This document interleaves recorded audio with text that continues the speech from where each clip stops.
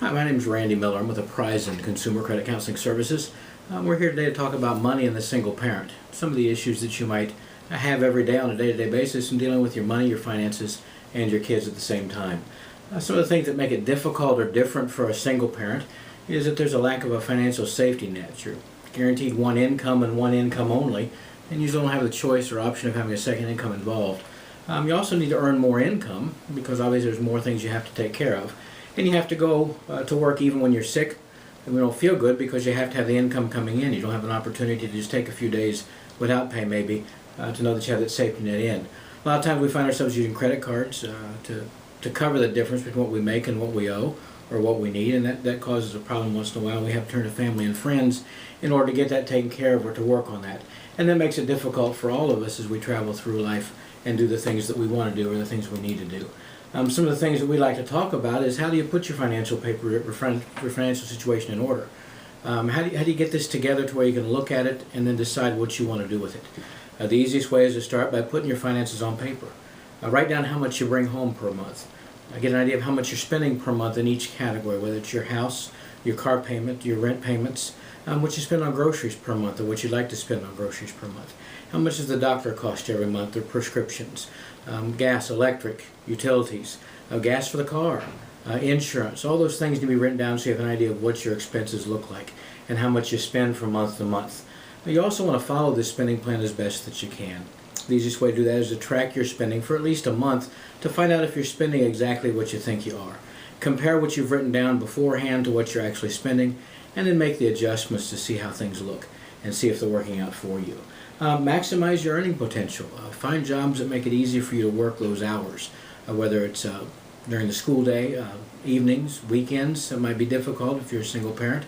So you're going to need to find a job that you can work within the hours and work enough hours to make the living you need. You also want to sit down and involve your children in the conversation. A lot of times when they understand the situations you're in, they can make changes that might affect your income, that might affect your budget. And so you want to look at them and see what help they might have or how they can help you get through the things you want to do.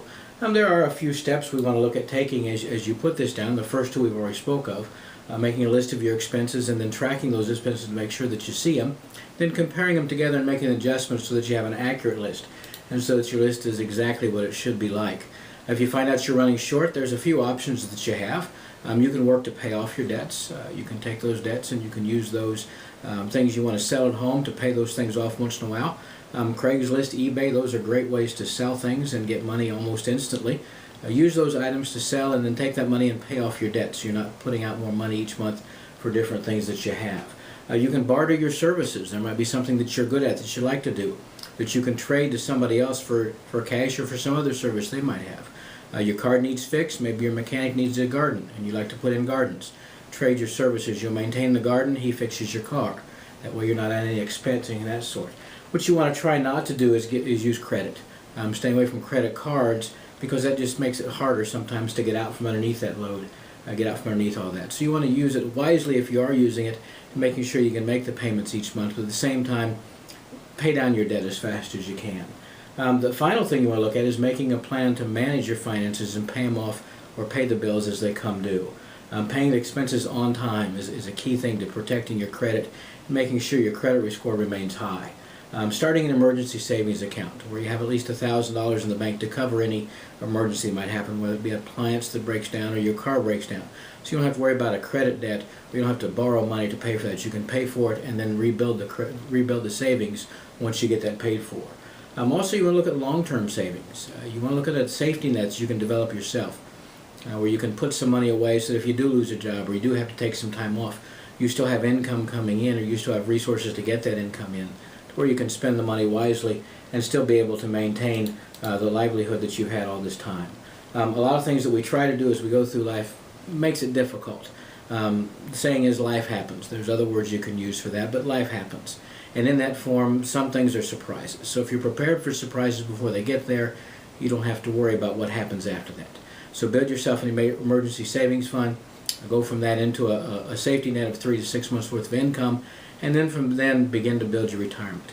Use your employer's 401k or matching gifts they give you in the 401k. To really benefit from that, you'll need to match that completely so that you're getting a full benefit from the match they're giving you, and you can build that retirement so that when it's time to move on and retire, you've got those funds in place. A lot of things you can do, and if you need more information, I'm sure you can contact us here at Apprisen at 800-355-2227.